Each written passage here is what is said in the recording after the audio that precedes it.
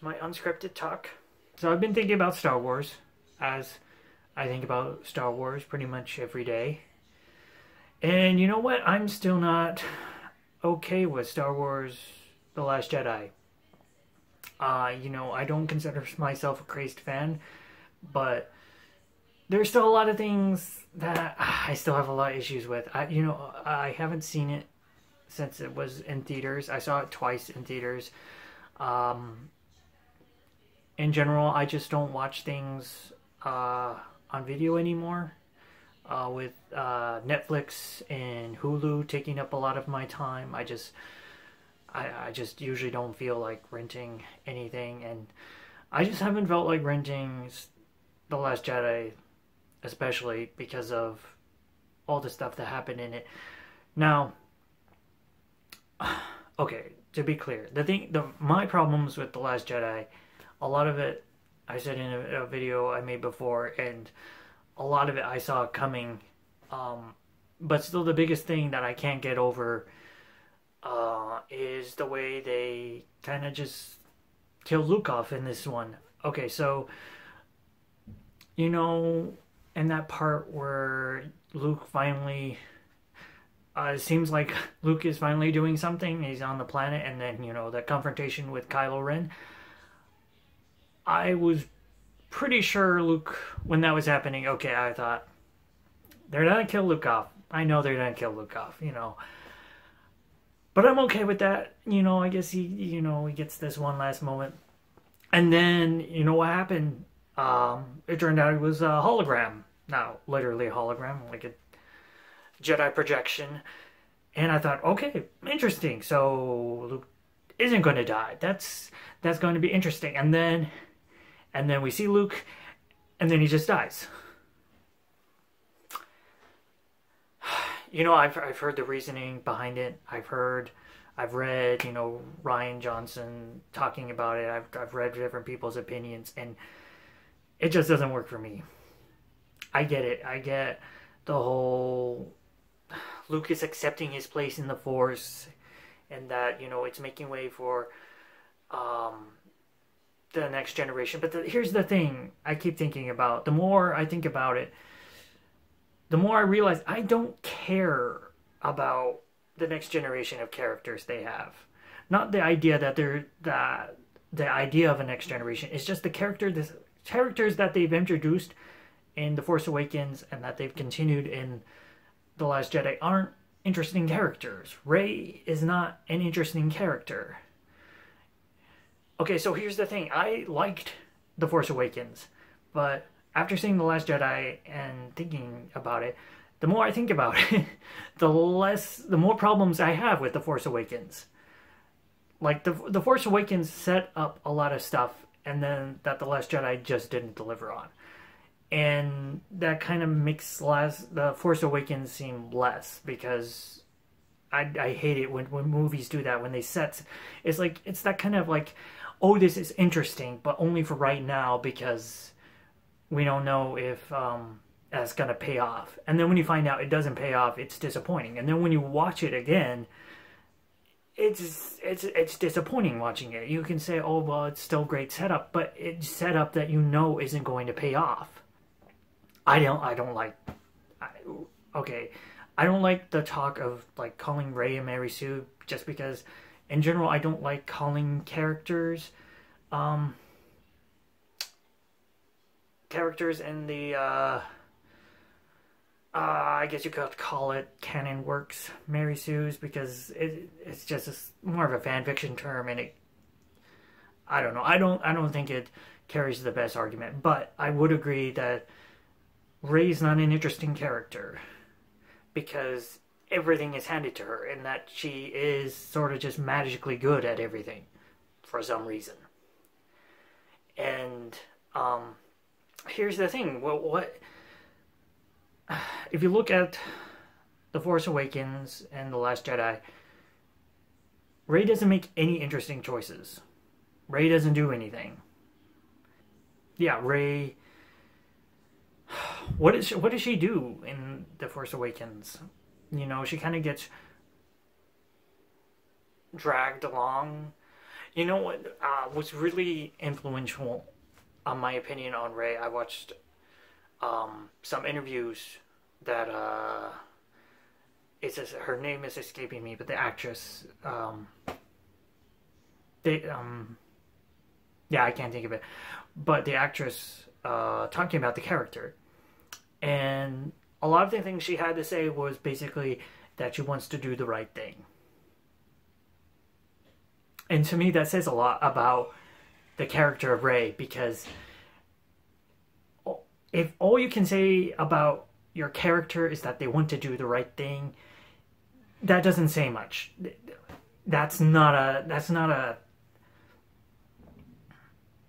actionable thing. Oh, my person wants to do the right thing, wants to do good in the world. That's not enough for a character. A character needs motivation. What does the character want? If you really ask yourself, what does Rey want in The Force Awakens, in The Last Jedi? She wants to go... The only thing she really seems to want is to go back to the sort of pointless life she was living to wait for her parents. That's kind of the most boring character you can make. It's just the most boring choice you can think of. And then there's Finn, and he doesn't really do anything. He's not... He doesn't... I don't know.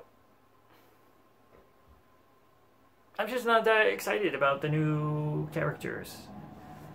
So that's the big thing to me, why killing off Luke the way they did, and just the unfortunate fact that, you know, that Carrie Fisher passed away, and so they can't have Leia in Episode 9. It means all the main characters are gone, except for maybe Lando, which I doubt at this point Lando is going to be in Episode 9. But they're all gone. And I don't care. I don't care about Rey. I don't really care about Finn or Poe. You know, I don't even have like the fan desire of seeing a shipping any of these characters. And it all comes down to, you know, their decision to kill Luke off. And I think I read somewhere that one of the reasons the director Rian Johnson said he had for having Luke die in this film was to make way for the next generation. Well, I don't care about the next generation. Why should I keep watching? It's just... And it just makes it so pointless. Okay, so the whole point, the whole story in The Last Jedi is that Rey is trying to get Luke to join the Resistance. And Luke's whole character arc in The Last Jedi, before he dies, is that he's kind of given up. He's given up on the Jedi Order. He's, you know, he as he says, he's come to that planet to die. And then basically he does. Which I think is something it seems like the director did because, oh, it's so poetic. But it just means everything Rey did was pointless. Just like everything Finn and What's-Her-Face do with the secret mission is pointless because it doesn't work. And there's so much to this movie. It's just so pointless. Okay, they go to the casino to find that special guy that can, you know, hack their way into the Imperial fleet, who they don't find. You know, we're even shown that, you know, that guy is on the planet. It's so pointless. Like, it just angers me. From a storytelling point, how many things in The Last Jedi are just pointless? Like, when you... It's fine when you watch it the first time. But the more you go back and think about it, the more you realize there's all these story threads that are just pointless. There's no point. And I get it that Rian Johnson was trying to subvert the genre, but, you know, at a certain point, you know, I think Rian Johnson was trying to subvert it so much that he just made Battlestar Galactica. A Battlestar Galactica episode with Star Wars characters. And then some parts with Rey. Now, to be fair, I really liked all the parts with Rey and Luke. The only part I didn't like with Luke was the very, very ending, that last scene where he just dies. Because I hated it. In my opinion, I would be so much more excited for episode 9 if Luke hadn't died. Because imagine if, instead of having that stupid scene with Luke dying, if even if you still had him projecting from the planet, if we know that Luke is still there, and then maybe have another scene or a different scene later on, but the way I would end it would be that Luke, is telling Rey that he's going to train her. And you could say, well, how is that different from Force Awakens? Well, because nothing really happened at the end of Force Awakens. It's like the ending in the middle of the scene. This would be an actual conclusion, and it would also be setting up what's going to happen in Episode 9. We would know that Luke is going to train Rey, and that, there'd be so many more possibilities for what kind of confrontation you're going to get in Episode 9, because then you still have the possibility for a Kylo Ren, Luke Skywalker showdown, along with the idea of Rey versus Kylo. Whereas right now, the only thing set up for Episode 9 is that, you assume at this point Rey and Kylo Ren are going to fight. That's it. Oh, and maybe they'll make out. It's just there's nothing set up. If you think about it, I think I made the same argument in my last video, but I'll make it again. The Empire Strikes Back ended with Luke finding out that Vader is his father, and this is important because it sets up the conflict in Return of the Jedi. In The Last Jedi, Rey finds out she is the child of nobody. And this is important-ish. Like, it's not really that big of a revelation. Like, Rey doesn't really find it out. She just... it doesn't change anything. It doesn't change anything. The argument I keep hearing for some people is the idea of this shows that the Force is for everybody, with Rey's parents being nobody. The original trilogy never said that only bloodline people got the Force. The prequel trilogy never said that only the Skywalkers are important in this story.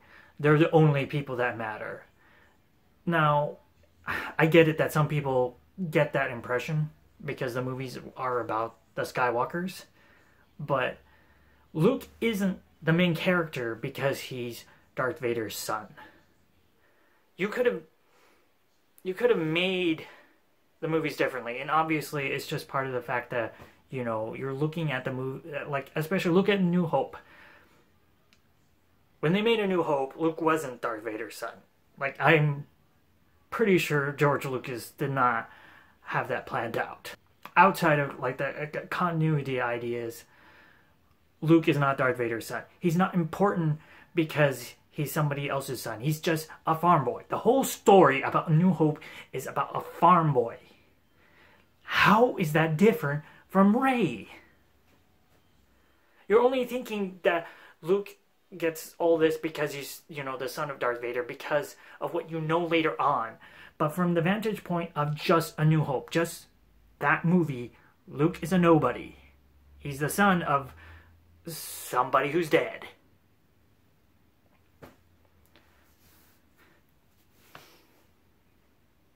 And then you got Rey. Nobody. Because, okay, the thing that irritates me the most about it is the least interesting answer. You could have said anybody, but that's what the thing I keep coming back to. It's the least interesting answer. The least, in so much in the movie, it's the least interesting thing that could happen. Rey finds out her parents were nobody. And that's why I don't even know, man. I have suffered through so much Star Wars that has been disappointing. you know, maybe partly because I grew up with the prequel trilogy, but I still have a special heart in my a special place in my heart for the prequel trilogy. I know they're not perfect films. Far from it. They have a lot of flaws. I know they have a lot of flaws, but I still love them. And you know, I still love the story they tell and a lot of the stuff. And The Last Jedi, I thought was really well done. A lot of it was well done, and yet I still feel far more disappointed. But from The Last Jedi, it's kind of in comparison. When I stopped reading the Star Wars Expanded Universe, was around the time I think the book was called Vector Prime. It's when the first. It's the first book of the New Jedi Order that R.A. Salvatore wrote, and they killed Chewie with a moon. Yeah. And to me, this is kind of the same, man. But, you know, instead of taking years and years to get there, they managed to do it in 2 films. I'm not really counting Rogue One because it doesn't really affect the story, and it's really just The Force Awakens and The Last Jedi. And the thing is, the more I look at it, it's not even just 2 different stories, because the way The Force Awakens ends, it doesn't really end. It's really just 2 halves of the same story, of one cohesive story that is written by 2 dramatically different people. It's like JJ wrote the first part of the story, and then Rian Johnson said, okay, I'll write the second half of the story, but then I'll take all these story threads you were doing and then just kind of toss them out the window because I don't really like what you were doing.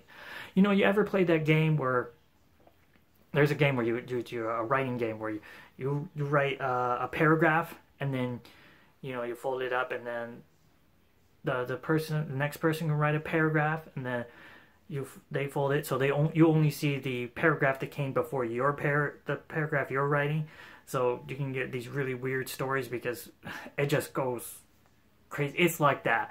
It's except, you know, he saw what JJ did before and he was like, nah. They reached the same point I felt about Vector Prime, where I was just done with the Star Wars universe, and they managed to do it in just 2 movies. So what can you say? You know, they're still gonna make episode 9. You know, I'll wait and see.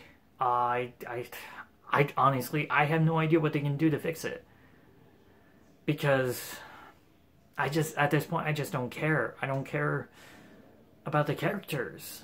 You know, when you have Rey, I just don't care about these current characters.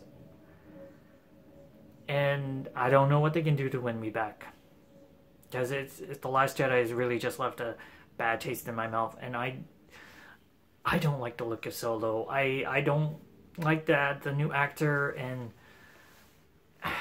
I give it a chance. But here, the thing I'm definitely thinking about doing is that I'm not going to see it opening weekend, because as a big Star Wars fan, I'm pretty sure I'm going to see it at some point. But, you know, I think the more people don't see it opening weekend, maybe we can send a little bit of a signal to Lucasfilm and Disney that we're not happy about The Last Jedi.